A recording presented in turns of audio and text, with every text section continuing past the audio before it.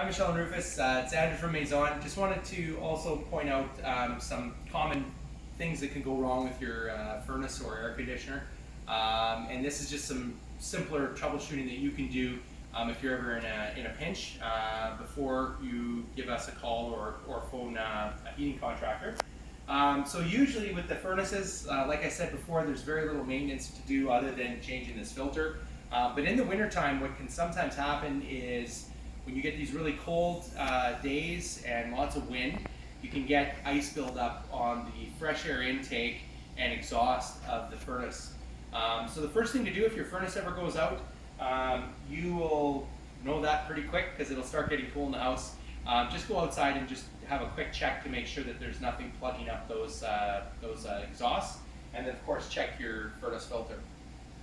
In the summertime for air conditioning, if you're noticing that your house isn't meeting the cool set point, the other way to troubleshoot that, usually it's due to a filter getting plugged off, and sometimes you can actually get this area freezing off on you. So that's just something to keep in mind for troubleshooting. And of course, you can always call us. So